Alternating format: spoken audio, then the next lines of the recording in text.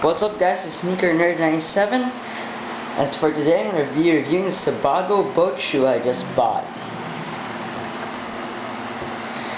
This part, the sides, the back, there, those parts come in a very smooth suede, which is colored dark brown, which adds a lot of detail to the shoe. And this part is in a light brown or tan colored suede. Very nice, very nice.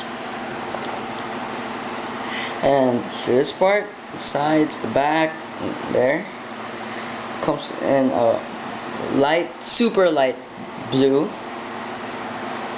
suede. And the laces I picked for these are in a mustard color, but when you buy this shoe, it comes in a white leather lace. Very nice. And the stitching is in white, which goes through here, here, and here. Very nice.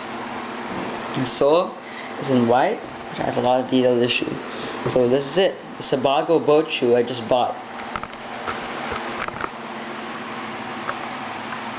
Okay, be sure to subscribe.